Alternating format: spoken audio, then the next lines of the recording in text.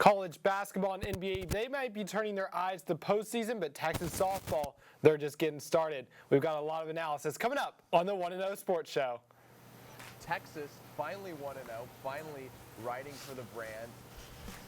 And I'm getting back on my soapbox saying that if they just hit and wrap and drive, then that play doesn't happen. You heard it here first from Hunter. Book your plane tickets to Omaha today. But we're not done yet. No, shot. You're not serious. Are you kidding me? Oh, so that's the third time. That's terrible. Did you believe this was possible at the beginning of the season? Oh, I always believe. Always drink the Kool-Aid.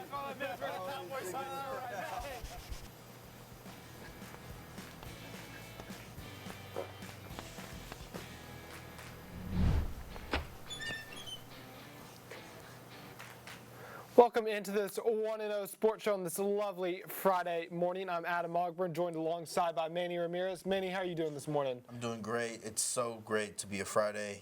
These weeks are flying by. I can't believe it's Friday again. But we got an exciting show, super great content today. Yeah. So I'm excited to get right into it. You blink and February's almost over. I mean, Right. we got March college basketball conference tournaments coming up in like a week and a half, and then you start getting the big tournaments here in just about 2 weeks. So time is a-flying here. I guess 3 weeks maybe. I don't know. Anyway, time's a-flying here on the 40 acres. But the 1-0 Sports Show, we never change because we've always got to start off with who's hot and who's not. Manny, let's start with you. Who's hot for you this week? So who's hot for me? It's the new look Lakers. Listen, they had a pretty good win over the New Orleans Pelicans. This was kind of like a buzzer-to-buzzer win. They really never let off the gas. D'Angelo Russell looks like he's fitting in nicely into this system. He's been in LA before, so he's used to the bright lights of the city. But now to be able to play, with superstars like LeBron and AD, this makes it a pretty good fit for him, honestly. As we can see here, he just kind of comes down the court, pop a three, bang, baby. Yeah, that was nice. This is something that is probably going to be able to just kind of kickstart this offense. Now, LA has a little work to do. I'm not going to lie to you. LA has a little work to do to get into the playoff picture, but if they're going to keep playing like this, I think they can make a pretty good run. I really did like the depth that they acquired at the trade deadline because not only do D'Angelo Russell, they acquired Mo Bamba, they acquired Rui Hachimura. So they made some moves at the trade deadline, so it's not just LeBron and AD there and an injury-prone AD at that. So it'll be interesting to see what the Lakers do, but at the very least, I would expect them to get in the play-in, and I think if they get in the play-in, I feel like LeBron can will them to 2 wins, especially with the depth they've given him now. So these Lakers are going to be fun to watch here in these coming months. Definitely. I'm going to switch it over to the college side. How about the Northwestern Wildcats? Northwestern, they've only made the NCAA tournament once in their history, and that was 5 years ago, or 6 years ago now. But look at this. Not only, first off, this past weekend, they're going to knock off Purdue here. Buoy, their star player, 26 points in a 64-58 victory. And then another ranked opponent on Wednesday, and they do it again. Indiana looked like they're going to blow them out. Indiana comes all the way back, and then Buoy again with a clutch shot with just 2.5 seconds left to win it. Those 2 big wins, that should be enough to push Northwestern over the line. The Wildcats likely going to make the NCAA tournament for just the second time in their history. Wow. I mean, 2 big-time ranked opponents coming into your house. I mean, that place was jumping. You could see their fans were going insane. Congratulations to Northwestern. I mean, they're getting it together, definitely. Shout out Chris Collins, the work he's doing up there in Illinois. So keep an eye on the Wildcats. The Big Ten, I think, overall is a little bit down this year, but Northwestern, I mean, they're probably going to get in there 6-7 seed. I mean, if they can knock off the number 1 team in the country, you got to be wary if you're a 2 seed or a 3 seed playing them in the second round. Oh, yeah. So it'll be fun to watch the Wildcats in March.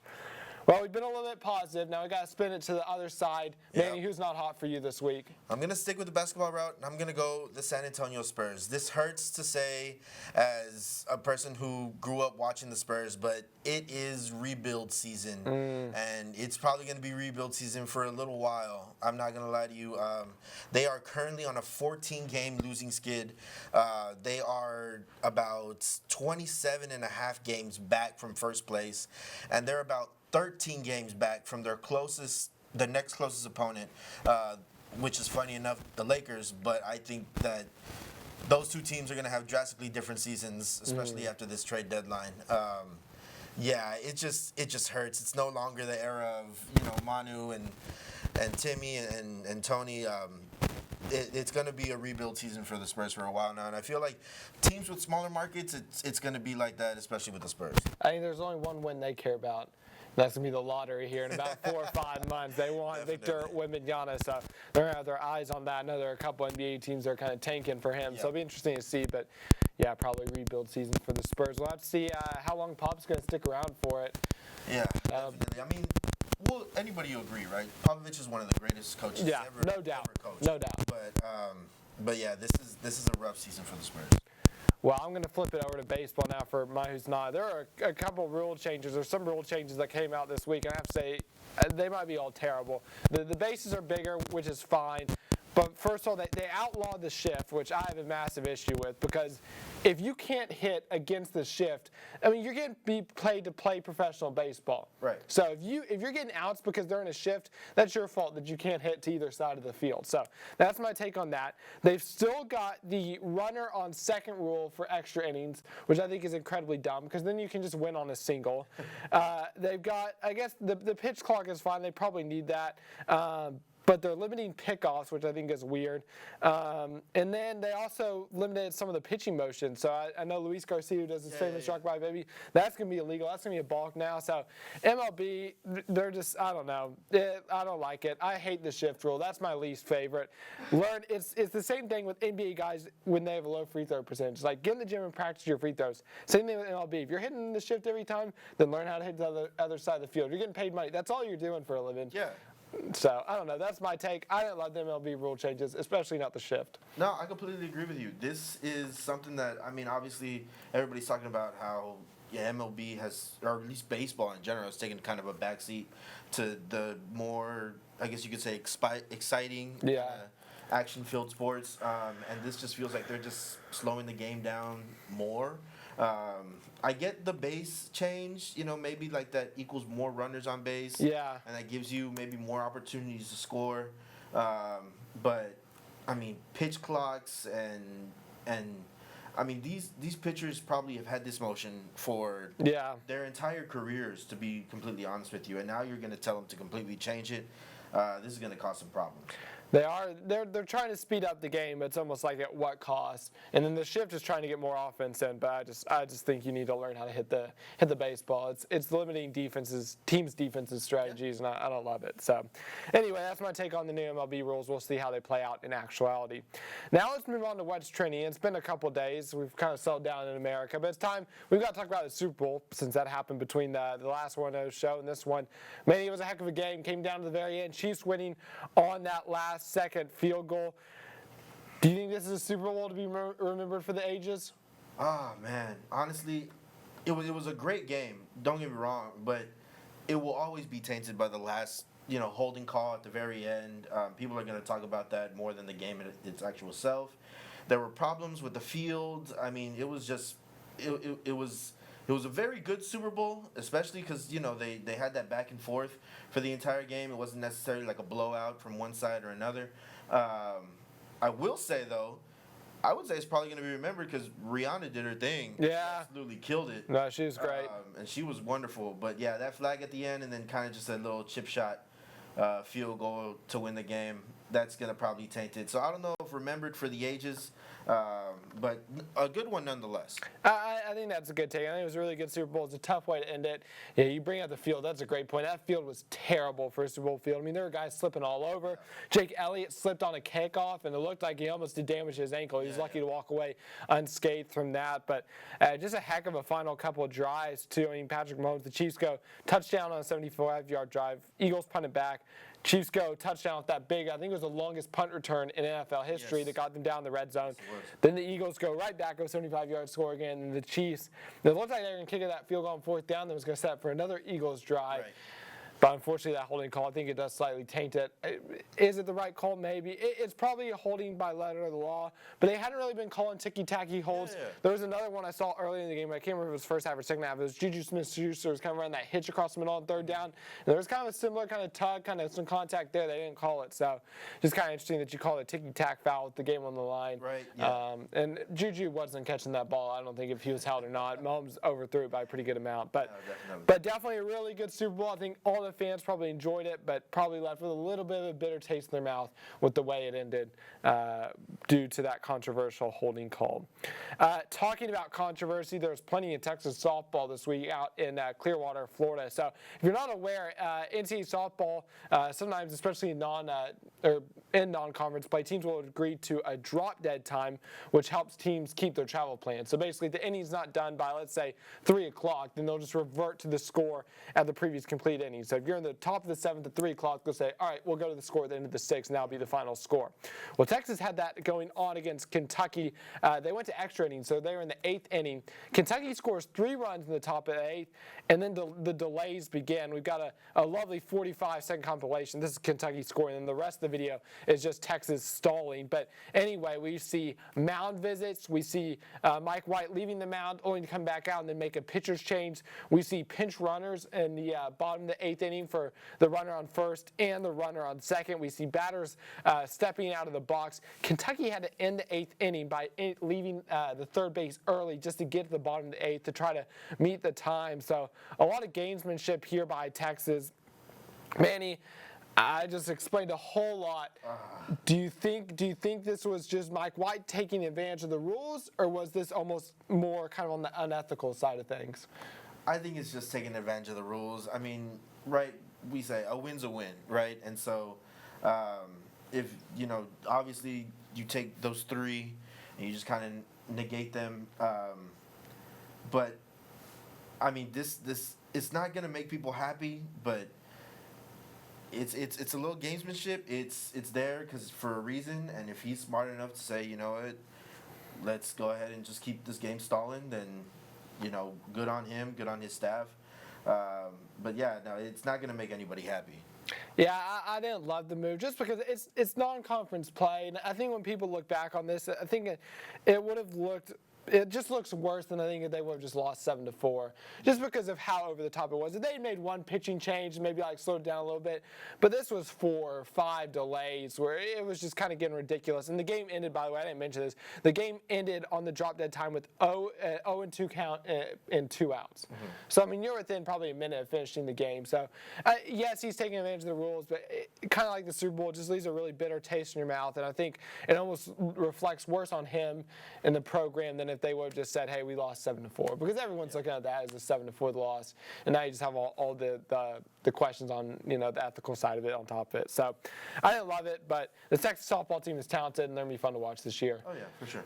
Let's from softball to basketball. Softball is just getting started, but basketball, they're on the downward stretch. And let's take a look. We've got a full screen graphic here. The Big 12 title race is tight. Texas, Kansas, Baylor tied at the top of the Big 12 conference at 9-4.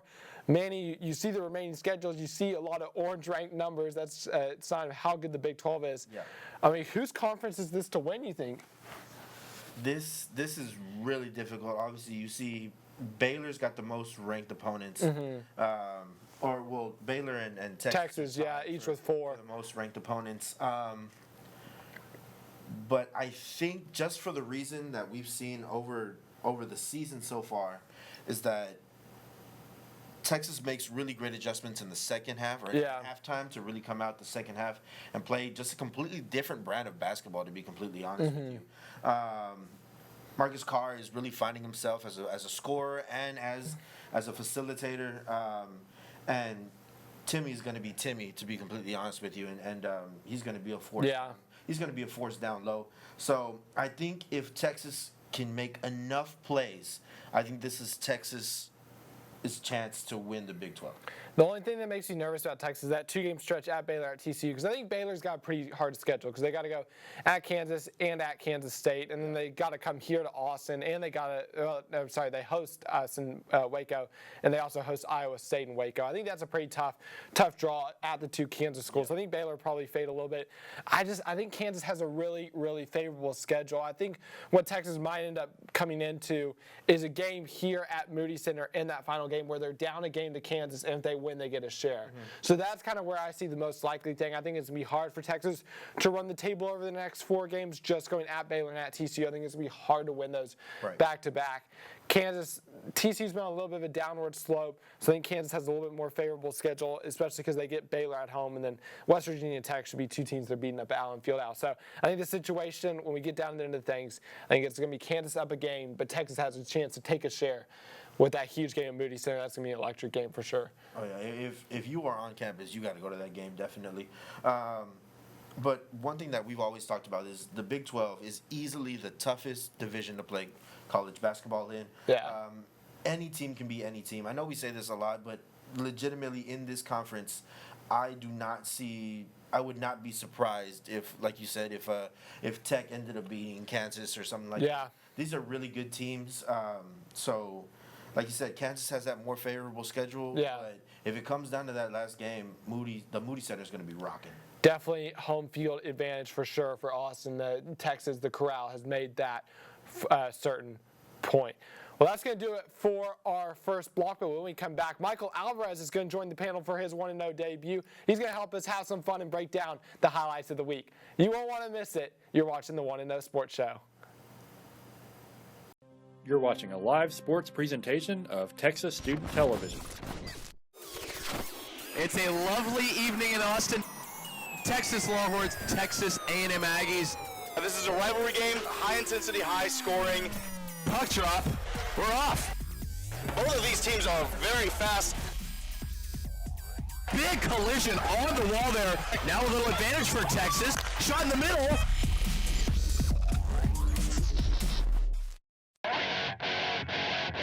Justin Tucker, give him his 99 rating in Madden.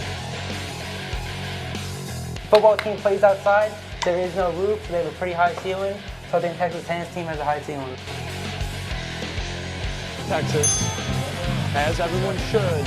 Well, I think a lot of it has to say with how OU has been. They look like one of the most overrated teams in college football right now. I think we're going to be fine. Texas by 10.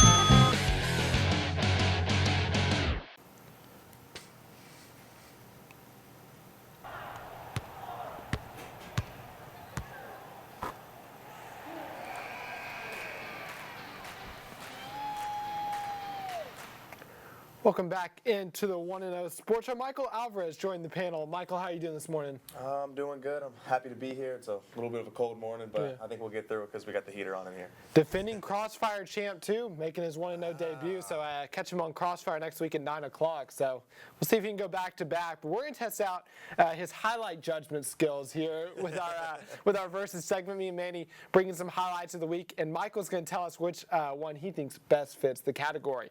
So let's get rolling, Manny. Right into it with our best men's college basketball play of the week. What are you bringing to the table today? So I am bringing to the table, this was a huge game in football, and it was surprisingly a huge game in basketball. So I have Tennessee going against Alabama, 2 ranked opponents. It was in Tennessee, and look at this alley-oop, just reaches back for it and gets up top, going top shelf. This was disgusting. Beautiful play, and Tennessee ended up knocking off Alabama in this one. Really good game, wire to wire. But congratulations to Tennessee on that win. Alabama sports fans are spoiled. Oh, yeah, definitely. Oh, yeah. Well, I'm glad you got a good Tennessee highlight in there because mine is a bad Tennessee highlight. We got a little Missouri action. This one went down last week, and the Tigers down by 2 on the final inbound. DeAndre Golson going the length of the floor. He's just going to throw it up, and it goes. Tennessee, it's their second straight loss on a buzzer beater. They lost to Vanderbilt last week in the midweek on a buzzer beater. Missouri does it again. Golson got this off with plenty of time. He got this off with over a second to go. I was watching this live. I thought it had no chance of going in. But he buries it and buries Tennessee to defeat. So, Michael, we got a good Tennessee, we got a bad Tennessee. Which one was the better play of the week? Well, I might have bias because I'm not a huge Tennessee fan. and I also love buzzer beaters. I'm probably have to go with the buzzer beater, just because it's a bigger moment. I mean, the dunk's cool, dunking's fun, but that's mid-game dunk. A buzzer beater to beat him, knock him off. I gotta take the buzzer beater. Okay, we got some buzzer beater love. I think he's gonna like our next two highlights. He's gonna like our next two So let's get into it. Women's college basketball play of the week. We'll start with you, Manny. So if you like buzzer beaters, I got a buzzer beater for you. Let's go. It's for the game winner. It's Olivia Miles for Notre Dame. They're going against Louisville basketball, and just a fadeaway knocks it down. Crowd goes insane. This was a pretty good game. Obviously, Notre Dame was currently ranked 10th at that point. They were in danger of getting knocked off. It was in overtime already. So to keep it calm, cool, collected, and be able to knock down that shot, pretty clutch. For sure. I did a little bit of digging on mine, and we're going to go to the Metro Atlantic Athletic Conference, the MAC. We got Siena taking on Niagara. Siena down by 1. Just seconds to go. We're going to throw up a half-court heave, and it's going to go for the win. That's freshman Elisa Mevius for Siena. Yeah, I'd be pretty fired up after that, too. The miracle buzzer beater. Here it is again. Throws it up. And it's right, nothing but net, really. Not even the bank shot. Heck of a half-court buzzer beater to win it. So we've got a nice little fadeaway. We've got a half-court prayer. Michael, what's taking it? I love half-court prayers, but at the same time, the sidestep fadeaway it's a tough shot. It's a skill shot. I might have to take the fadeaway just because it's also a bigger moment. The crowd went crazy. Everyone's not the storm, but the team came onto the court screaming, cheering. I got to go with the fadeaway. There we go. Very nice, 1-1. Yeah, let's go. We've got some college action now onto the NBA. Manny, what do you have for your best NBA play of the week? So best NBA play of the week, it is Zach LaVine's dunk on the Nets. Now, the reason why I chose this, it was a lot of great plays, but the reason why I chose this was the skill that went into this was absolutely insane. You'll see the clip right here. Zach LaVine comes down, gets the ball, all right, facilitate the offense, and then cross, hezzy, and then the explosion in the dunk. That was just beautiful. Like I said, I mean, he hit the cross, and then the hezzy to go up, to send him up, and then to be able to explode and dunk. Zach LaVine's probably got one of the best hops in the NBA. That cross was nasty. Man. The hezzy drop. Ooh. Right? Yeah. Talking about some nasty crosses, I've got Donovan Mitchell, the Cavs. We already said the Spurs are who's not. I think Jeremy Sochan is really who's not. Look at this, trying to guard. And Donovan Mitchell sends him for a ride. Oh, he dropped. Yeah, he sent him out. He sent him out to the concession stand. I think we've got a replay on this one. Here he goes. Sochan, see ya.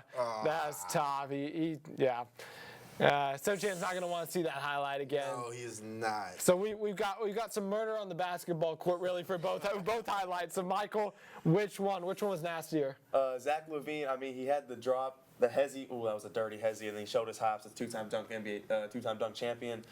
But dropping somebody in a step back and hitting the three, that's kind of hard to beat. It's hard to beat a drop. I gotta go with the crossover by Donovan Mitchell. Fair. Well, that's Donovan fair. Mitchell. That's definitely fair. However, I would argue should only be a one-time dunk champion. I feel like Aaron Gordon. Aaron Gordon. I feel like Aaron Gordon was robbed of that title, but you know what? That's a different segment. We'll talk about it a different day. We're talking about the dunk contest coming up, Yes, so stay tuned.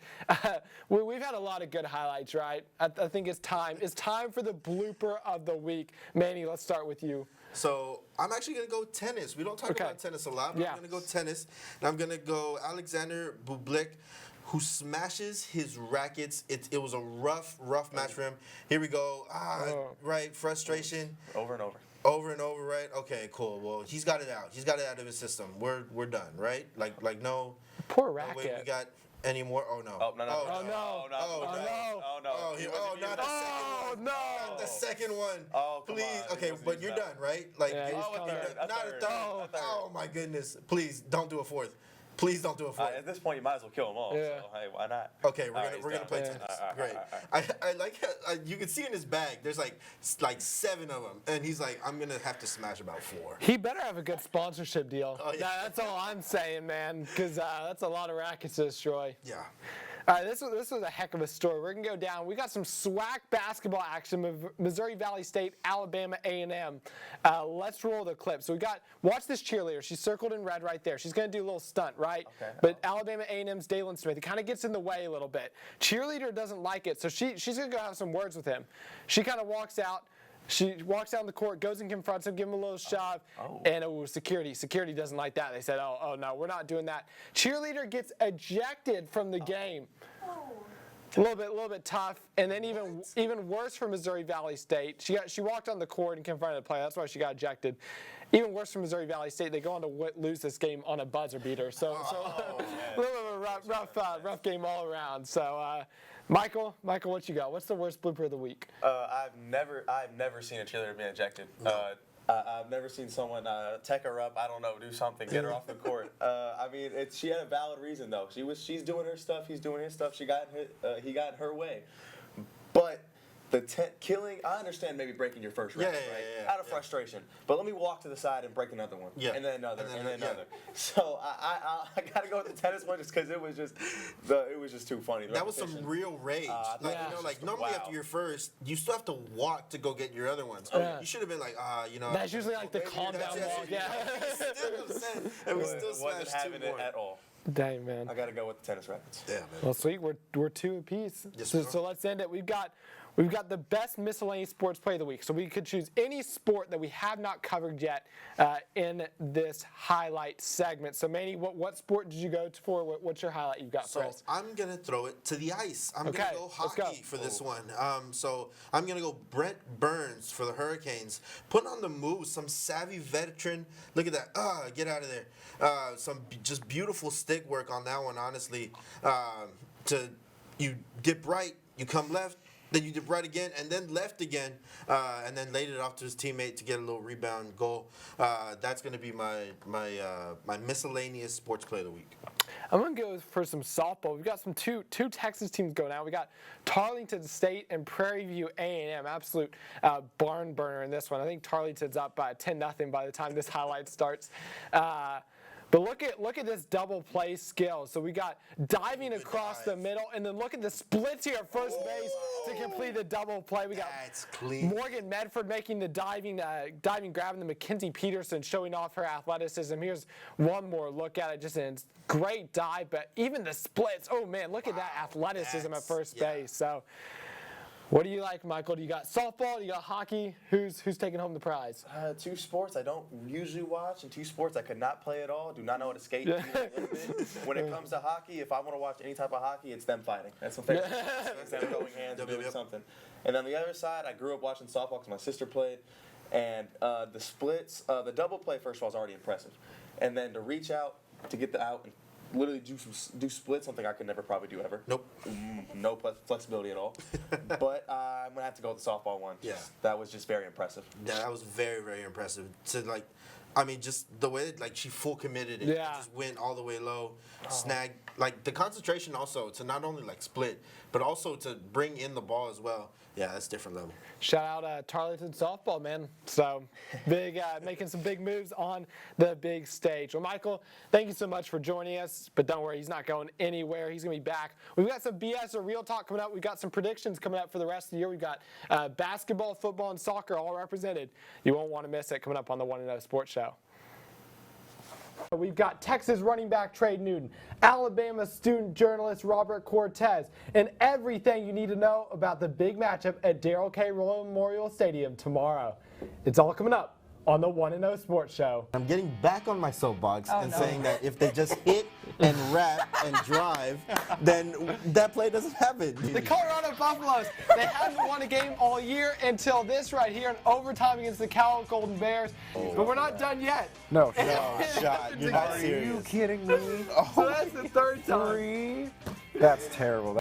Give me 8-4. I do think that UT should win the Golden Hat this year, so that's something to look forward to. Did you believe this was possible at the beginning of the season? Oh, I always believe. Always drink the Kool-Aid. That's why I'm wearing a Cowboy socks right now. Hey, you have to believe.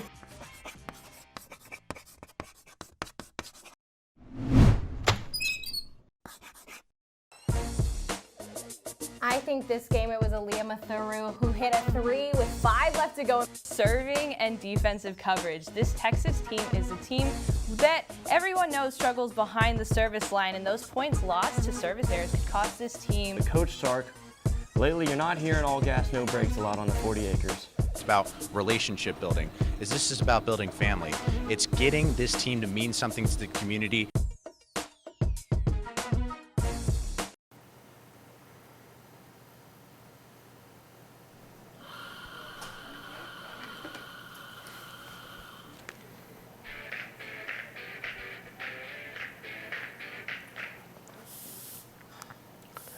Welcome back into the 1-0 Sports Show. It's time for some BS or real talk, and we've got some predictions on the line we're all going to make. So, guys, let's jump right into it. Let's start. March Madness only about a month away, but the defending national runner-up, they're in danger of not even making the tournament. So the statement is, North Carolina will miss the tournament. Is this BS or real talk? Manny, let's start with you. I'm going to go BS just because the name itself, I think, carries a lot of weight in terms of, selecting who makes it into the tournament and who doesn't. I don't see a world where North Carolina doesn't make the NCAA March Madness tournament. I just can't see it. It's been a little bit of a rough season. They started off the season winning 5, and then they lost 4. So it's kind of been a back and forth throughout the entire year. But I think just because of their name is the reason why I would throw them into the tournament. Yeah, and just the experience, too. I'm going to agree with you. I think that statement's BS. I think they're going to sneak their way in. I mean, they have Caleb Love, Armando Beckett, R.J. Davis. They're all back from last year.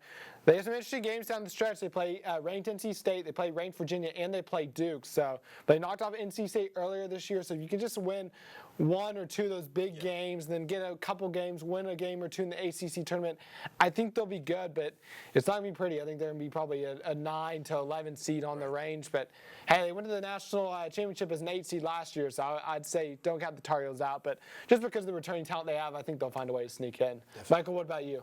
I think it's bad that we had to have the conversation anyway. I mean, they're the defending runner-up. They were 20 minutes away in a blown second half lead from winning the whole thing last year. And I mean, they started off slow. They're 10-6 right now. They got a 5-game stretch with one of those teams being Arizona.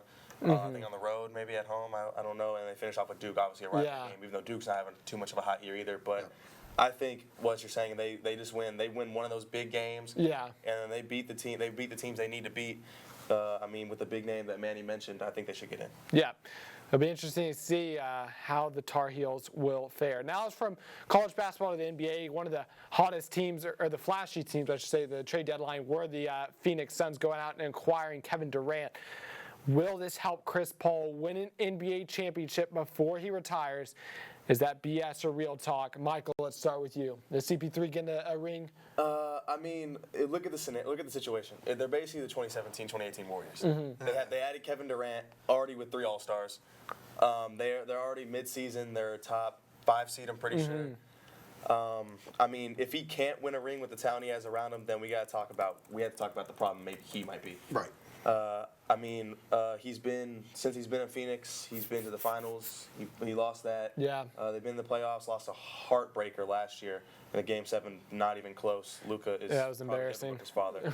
But I think with what he has right now, this is the best year. This is their best chance this year for him to get a ring, and I think they'll do it.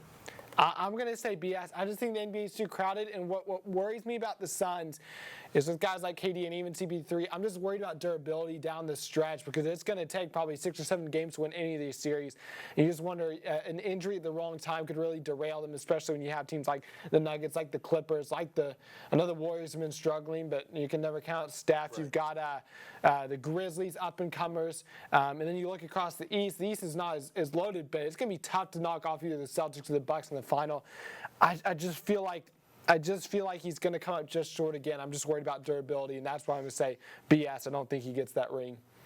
Yeah, I'm going to go real talk, and just really for the points that you mentioned, Michael, is just because if he can't do it this time, right, where you have one of probably the greatest pure scorers to ever play the game in Kevin Durant, and you really have somebody who can take over a game in Devin Booker. If you can't do it now, he's never going to do it. But just because of the pure talent that I think that they have on this roster, I got to give it to him. It just makes sense to be able to count him in for a ring. But like Michael said, if he can't do it, then I think we got to stop thinking about, oh, what's the team around him, and let's start talking about the actual player. I will say, as a Houston native, he should have won one with the Rockets when he hurt that hamstring. I think they were going to knock off the Warriors in that series. I do agree with that. But it's going to be fun to watch the Suns in the playoffs. It'll be interesting if KD can help take them over the top. This next one, Michael is very passionate about this, so we're going to start with him. Derek Carr, he's now a free agent. The Raiders released him. Will he win a playoff game before the Las Vegas Raiders? BS or real talk? Michael, let's start with you. Absolute BS. That is nonsense. And there's reasons why. I mean, Derek Carr, he's a good quarterback. He's not a great quarterback. Mm-hmm. He makes timing mistakes in big games. He underperforms in big games. And I mean, I know last year they somehow squeezed into the playoffs, and this year there was just a total. I don't know how to describe the season, especially Devontae Adams. But I mean, with his being released, he's either going to like Indianapolis or like Carolina, two already also awful teams. Mm-hmm. He's going to be put in another bad situation, and I don't know how long he lasts there. And then on the Raiders side, you got McDaniel. He's just I don't know why we still have him. He just was not good this year. You have Devontae Adams. You have arguably top 3 receiver and arguably top 3 running back. Yeah. You have Jones and you have Crosby coming off the edge on the defense. Secondary needs a little bit of work. But I think the Raiders have to win a playoff game for Derek Carr, especially the situation he'll probably go into. Yeah, I think Josh Jacobs actually led the league in rushing, I want to say. Yes. I was looking at the NFL trivia that week, going through the stats, and I remember coming across that. I was like, dang. Yeah. I agree. I think it's BS. I think another thing, too, could the Raiders get Aaron Rodgers, you think? Maybe come back to Devontae Adams? That's also a possibility. But and I think with the thing, I think Derek Carr can get to the playoffs, especially if he goes to the Saints or the Panthers, just because the NFC is a wasteland, right? Or NFC South, I'm sorry, is a wasteland. Because the Bucs only have Kyle Trask. You got the Falcons. Sorry, Goose, they haven't done anything since the Super Bowl. And you got the Panthers and the Saints. So I think you see Derek Carr. If he goes to the Saints, I think they'll be a playoff team. But can they win a playoff game? Can they beat the best wild card team in the NFC? Like a Cowboys or an Eagles? Because the NFC East might have it again, honestly, this next year. I don't think that's the case. I think the Raiders end up winning one before Derek Carr. Derek Carr might get to the playoffs before them, especially if they don't get Aaron Rodgers. But I don't know if Derek Carr goes out and wins a playoff game with one of those NFC South teams. Manny, what do you think? Yeah, I'm gonna say BS just because the way that I see it shaking out is just. If the Raiders aren't able to get Aaron Rodgers, I think that's the biggest free agent currently that everybody's trying to get at. You also have a quarterback, like Jimmy G, who can really come in and manage a game. San Francisco said, we're not keeping him. He will not be on the team next year. So that could be another possible, landing spot or a free agent that Raiders can go for. But the only thing that I will say, the only thing that just kind of sticks in my mind a little bit, we talk about the South, right? With with the Bucs and those teams. Yeah. If he goes to the Bucs, that's not going to be that bad of a situation. Yeah. I mean, you have some really good players who, they played around Tom Brady. They know what it's like to win a Super Bowl. So that's the only thing that I think about in my mind. But I'm still going to go BS. I think the Raiders pick up a win before Derek Carr does. Jimmy G's a great point because we saw the success he had with McCaffrey and Deebo Samuel. And Josh Jacobs is no McCaffrey, but he's a top running back in the NFL. Devontae Adams is probably a little bit better than Deebo Samuel, so he would have the skill talent again. That would be definitely interesting to see. Now let's finish this up. Manny, you're an expert on this topic. I know you've been interning with the Strikers, so we're going to start with you. Will Austin FC will win the Western Conference this year? They came so close last year. Is that BS or real talk? So first off, shout out to the Striker. It has been such an amazing experience. But I'm gonna say real talk, and this is why they just signed Sebastian Drusi, an Argentinian midfielder who just came into the league last year and was an MVP finalist. He put up 22 goals throughout the entire season. He was on fire. Austin FC has an amazing fan base. I went to a preseason game and it was closed to fans, and there were still fans on a hill that could see the game, and they brought their drums and instruments and everything.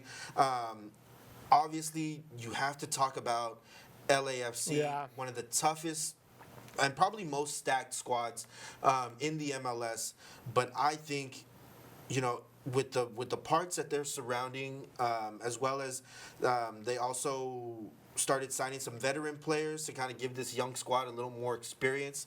I think Austin FC does just enough and puts up even a bigger fight and is able to win the Western Conference. I think they're going to be right in the mix, but I'm just going to go BS again just because of just the sheer talent these LA teams have. The talent, almost the money, because they just have – it's a bigger market, so they can lure players a little bit more. Because you look at LAFC, which has Carlos Velez, U.S. International, Aaron Long, Jose Cifuentes had a great year for them.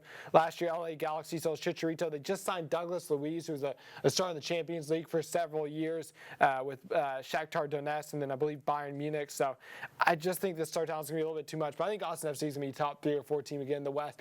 I think they'll be in the contention to maybe go all the way in the playoffs if they get hot at the right time. But I just think over the course of the year, just the sheer talent and just really the sheer kind of infrastructure these LA teams have, I think they'll probably just nip Austin FC at the top again. Especially because Austin FC, they're only a third-year club. They're still kind of building up. And so I think probably still need maybe another year. But, I mean, the Drusi signing is a big deal to extend his deal. And I think Austin FC, they'll be a playoff team for sure this year. And, you get hot at the right time in the playoffs, you can go all the way. It's going to be fun to watch, I think, down the stretch. What do you think, Michael? I got to go BS too. I love a good underdog story. They are a young team. But just like as Adam was saying, those LA teams, the money, the market, the talent, it's just too much for a young team like Austin FC is. But I think, like what he was saying, they can finish off as like a 2, 3, 4 seed, and they can make a push at the right time in the playoffs. But, I mean, I just don't know if they can win it just because they finished second last year. They were 5 games behind. Yeah. And I just don't know if they can overcome that hump right there. But I think they'll definitely make some noise in the playoffs. That's the beautiful thing. I believe MLS is single elimination now in the playoffs. So, you get out at the right time or you defend really well and you nip a goal late on, you get through. So I think Austin FC, they're going to be fun to watch in the playoffs this year. Well, Michael, thank you for joining us. He will be back to do some guest pick'ems at the end of the show. But when we come back, we've got Katie Borchetta, the Daily Texan softball reporter. She's going to join us to break down the Longhorns, their start to this season, and see how far she thinks they can go. Can they get back to Oklahoma City? We'll see what Katie has to say when we come back on the 1-0 Sports Show. You're watching a live sports presentation of Texas Student Television. It's a lovely evening in Austin. Texas Longhorns, Texas A&M Aggies. This is a rivalry game, high intensity, high scoring. Puck drop, we're off. Both of these teams are very fast. Big collision on the wall there. Now a little advantage for Texas. Shot in the middle.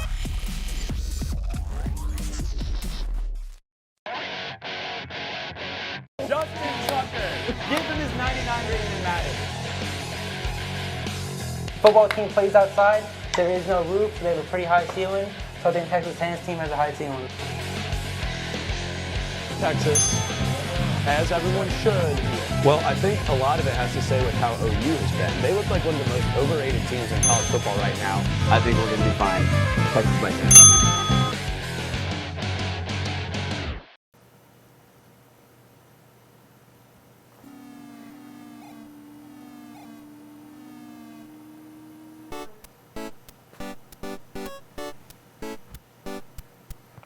Welcome back on to the 1-0 Sports Show. Daily Texan softball reporter Katie Borchetta joining the show. Katie, how are you doing this morning? I'm doing great. How are y'all? Doing good. Glad to be a Friday. We've got some softball action going on over here this weekend, so it's going to be fun to watch. But before we get into this season, first of all, heck of a run by the softball team last year. They won that memorable run all the way to the finals.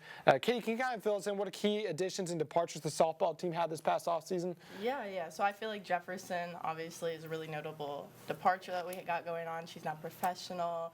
Had one of the biggest, I think, just the biggest asset to the team that we've ever really seen. Big power player. Had the all-time hit leader for Texas. One of the highest batting averages we've ever seen with .431 for her Texas career.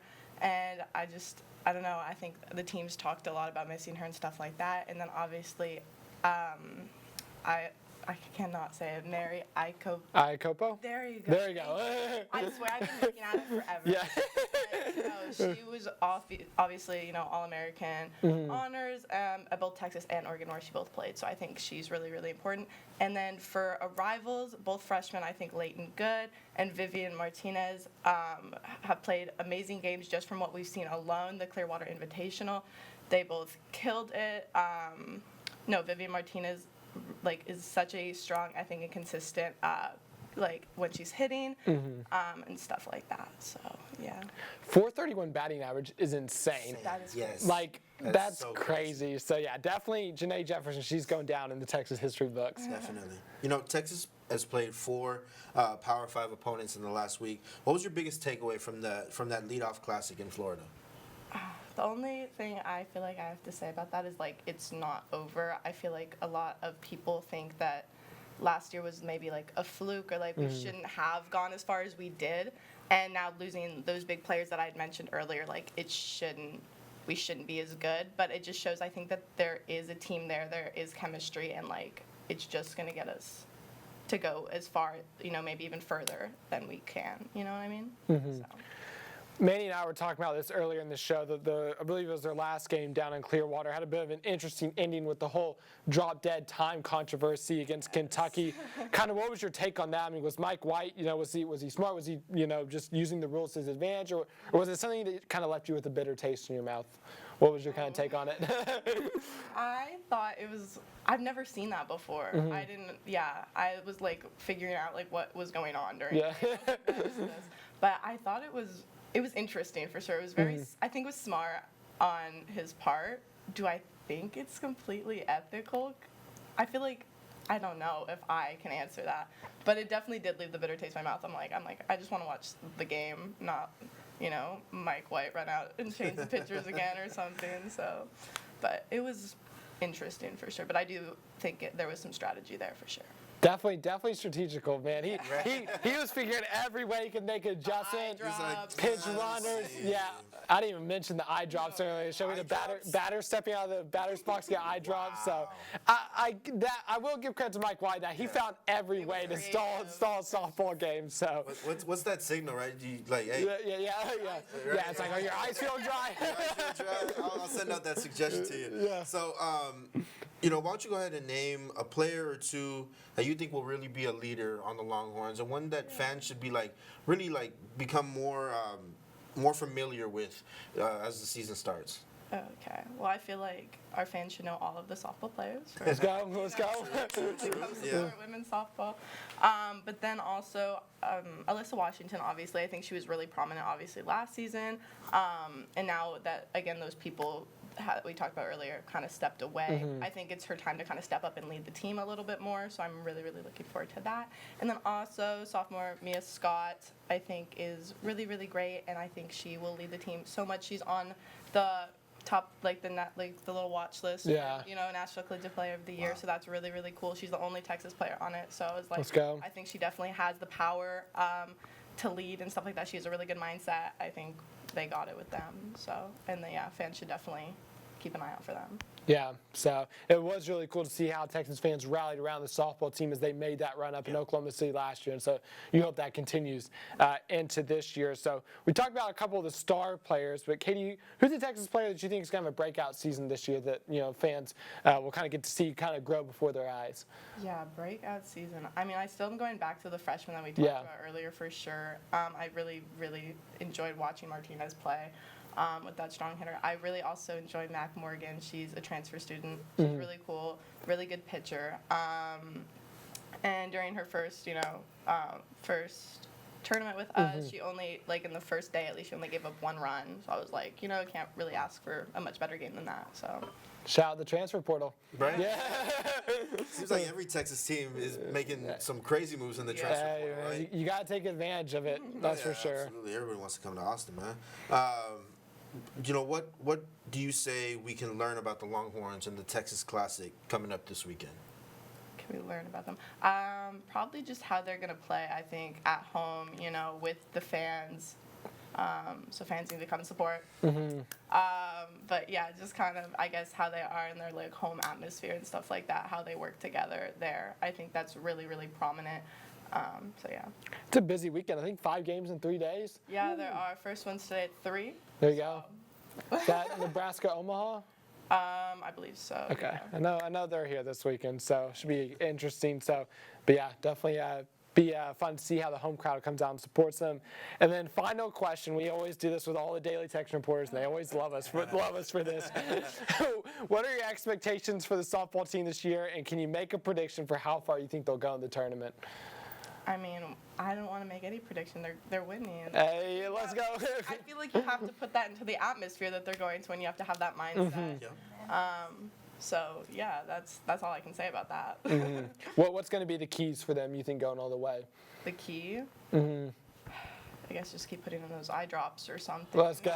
Yeah, got to protect against dry eyes. You got to see the bulb out of the pitcher's mitt. So, well, awesome. Well, Katie, thank you so much for joining us today.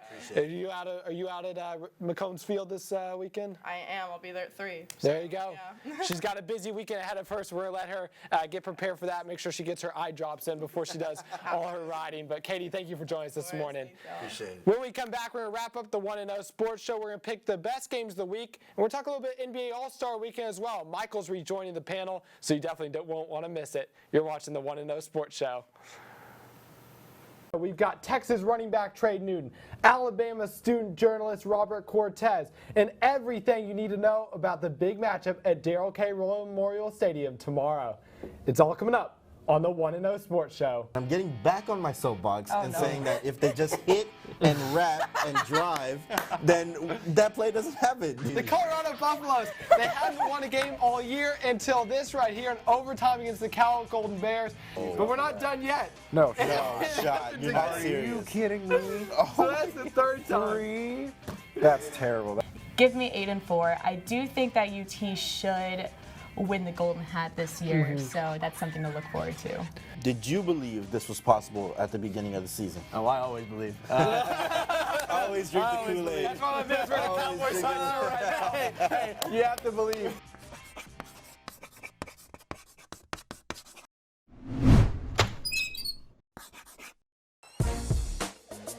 I think this game it was Aliyah Thuru who hit a 3 with 5 left to go. Serving and defensive coverage. This Texas team is a team that everyone knows struggles behind the service line, and those points lost to service errors could cost this team. Coach Sark, lately you're not hearing all gas, no brakes a lot on the 40 acres. It's about relationship building. This is about building family. It's getting this team to mean something to the community.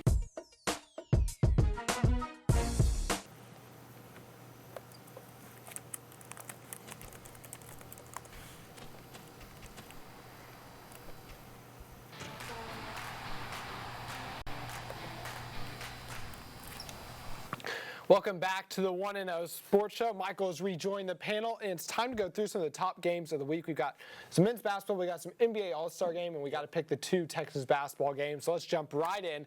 We got a Big Ten showdown tomorrow as Illinois travels to take on number 14 Indiana. Manny, who do you have in that one? We're going to take Indiana, ranked and at home. I think this is a favorable matchup for them. Give me Indiana to win this. Great pick. Hoosiers, they're going to want to bounce back from that upset loss to Northwestern. They take this one home. Michael, what do you think? I got clean sweep across the board. I got Indiana too, ranked team at home. They're going to want to bounce back after a tough loss against a hot Northwestern team. I got Indiana. Now this one's interesting. Big 12, Texas Tech taking on West Virginia. They're having to go up to Morgantown. Michael, who do you think? Texas Tech is very hot right now. 3 wins in a row, 2 ranked teams in that. One of us being a victim. Sad. I gotta take Tech this one. I'm gonna say not so quick. The Big 12 is just so competitive, and that's a long trip up to Morgantown. I think the Mountaineers take advantage of their home court advantage. They stop the Tech winning streak right in Morgantown. Give me the Mountaineers in a close one. Yeah, I'm going to go Tech. Like you said, they've had some pretty big wins recently. Normally, I choose the home team, but I think Tech is just going to really be able to play some really good basketball. They're really going to be able to minimize their turnovers. So give me Tech in this one. Can Rick Barnes keep rolling? His Tennessee Volunteers travel to Kentucky tomorrow at noon. Manny, what do you think? Yeah, give me Tennessee. Like I said, they are traveling, but they are a ranked team. They know what it's like to have some really tough losses. I think they have that bitter taste in their mouth. They really hate it. Obviously, they knocked off Alabama, so that was a really huge win for them. Really was able to lift up their confidence.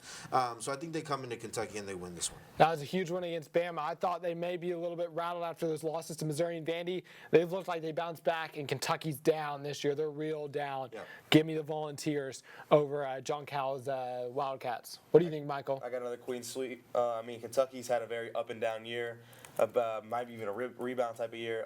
And Tennessee, top 10 team. Coming in on the road, tough losses on buzzer beaters. I think they got to come and take this one. Interesting one here. Ranked game in the Big 12. Number 19, Iowa State traveling to take on the number 12 Kansas State Wildcats.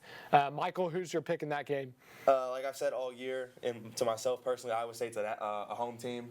They play great at home. They struggle on the road. K-State's had a couple bad losses, tough losses. Big 12's a tough conference. Give me Kansas State. I think that's a great pick. I think Jerome Tang's bunch, they're bouncing back at home. The Kansas State fans have been packing the home court up in Manhattan. I think they do it to win. And like you said, I think the Cyclones away from Ames just aren't the same.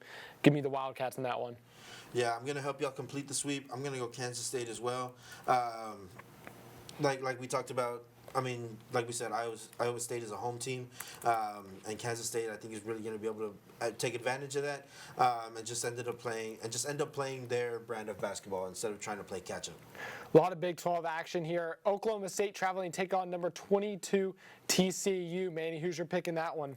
Yeah, give me TCU. They're at home, ranked.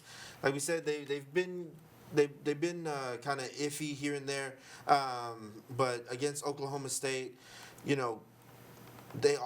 Oklahoma State is 6th currently in the Big 12. They actually have a better record than TCU in conference play, but I'm still going to say give me TCU in this one. Man, I think this is going to be a heck of a game. Oklahoma State actually beat TCU up in Stillwater. And I'm going to say they're going to do it again. I'm going to go for the upside. I think that the stingy Cowboy defense gets it done because they went up to Ames and won last week as well. So I think they go down to Fort Worth and win it against a TCU team that's been flailing a little bit as of late.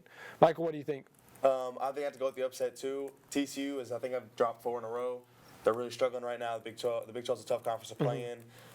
Oklahoma State is hot. They played well on the road all year. I got to take Oklahoma State. Marquee matchup here. Number 9, Baylor at number 5, Kansas. Michael, who do you think? That's a tough one. These two teams are tied first in the Big 12. But I got to take the home team. I got to take Kansas. Great pick. I think it's tough to go up and win at Allen Fieldhouse, especially with the way Grady Dick's been playing. Big game against the Horns up there. I think he has another big game tomorrow. And Will's Kansas to a tie victory. That's going to be a heck of a ball game up in Lawrence. Yeah, you know what? I'm going to not complete the sweep. I'm going to go with the upset. I'm going to take Baylor in this one. They look primed and ready to make another deep run in the tournament. I think that just translates to better conference play here. They know what this game means, especially in terms of winning the Big 12 just outright. Mm-hmm. So I think that they come in they really have a fire under them, and they take this win on the upset.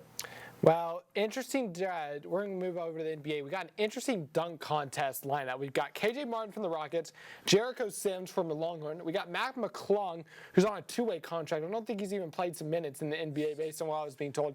And we got Trey Murphy for the Pelicans. So nothing to get you really off your couch. So who are y'all taking in the dunk contest? Manny, let's start with you.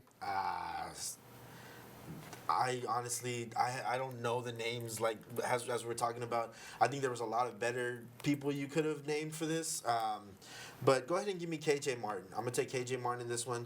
I've seen a few of his highlights. He definitely has the hops. He definitely has the explosiveness. Give me KJ Martin in this one. Trey Murphy was a Rice Owl. Rice Owl and transferred to Virginia. But, yeah, I think that's a great pick. I'm going to go KJ Martin, I think, just with the athleticism. I do want to see how Jericho Sims. I think he's a very athletic big man. But I think it's tough for big men to win the dunk contest. Haven't seen that in a little while. So I think he'll have some impressive dunks. But I think KJ Martin takes home the prize. Michael? Jericho Sims is a very athletic big man, but I don't think he has dunks in his bag like that. I think he gets up, but he's not a guy that can be flashy. Now on the other end, I'm looking at Mac McClung. I think we've all watched him since high school. That man has hops. That man has skill. Give me Mac McClung. Former Red Raider. So I think he made his name known to the Big 12. Now, let's go to the All-Star game. Fun fact, the teams haven't been picked yet. We only know the captain. So going straight off the captains, who do we think's taking it? Is Giannis or LeBron? Who's going to be the better GM and take home the All-Star game? Michael? Come on, he got the GM for a reason. I think he's ever since they've started this captain thing. I think a few years ago, he's won every single time. Yeah. I remember Giannis saying on Twitter that all he wanted to do was beat LeBron this year, but I don't think he can do it. LeBron's just too good of a picker. I got LeBron. Nah, he's gonna do it. I'm gonna take Giannis. I'm gonna take the Greek freak. So LeBron, he's recruited a lot of the Lakers, and they haven't been doing too hot this year. So we'll take Giannis in the Bucks. I'm gonna go LeBron. Like we said, the GM, he's been able to do it. I think he's in Giannis's head, to be completely honest with you. Giannis is 0-3 against LeBron in the All-Star game. I think LeBron's gonna bust out the clipboard again, and he's gonna get the win on this weekend. Women's basketball, West Virginia at Texas. Manny, who do you got on Sunday? Yeah, this Texas women's basketball team has been playing some really, really good basketball. They've had a couple tough losses, but obviously I think Coach Vic Schaefer is one of the best basketball coaches right now in college basketball. So I'm going to take Texas in this one, especially because of the home team. Moody has been getting more packed out for both men's and women's basketball games. So I think that the home fan base is just going to come out again. I'm going to take Texas in this one. Yeah, they won by 13 up in Morgantown a couple weeks ago. They had a poor shooting performance against Iowa State. I think they've got a fire lit under them. I think they're in bounce back with a big win at home on Sunday. Michael? I got to complete the sweep. I think the same thing. They were before that loss in Ames. They were on a 7-game win streak. This team's hot. I think they're still lead the Big 12. I'm pretty sure. They're a home team as well. I got to take the Horns. Another team, a Texas team looking to bounce back is the men's team. They lost up in Lubbock. Can they bounce back at home against the Oklahoma Sooners? Michael, what do you think? I got to say yes. Oklahoma's a good team, but Texas at home this year has been very good. We got to have a home court advantage with Moody finally. I got to take Texas. I think that's a great pick. I think it may be closer than people think. Oklahoma is not a bad squad. They blew out Alabama a couple weeks ago. But like you said, Michael, I think that home court advantage. Remember, the Horns only won by, I think, 4 or 3 up in Norman. I think it's another narrow victory, but they take care of business at home and get it done. Manny, bring us home. Let's complete the sweep, baby. Let's go the Horns. Give me Texas in this one. Like Michael has mentioned, I mean, the Moody Center has completely transformed the way Texas sees basketball and plays basketball.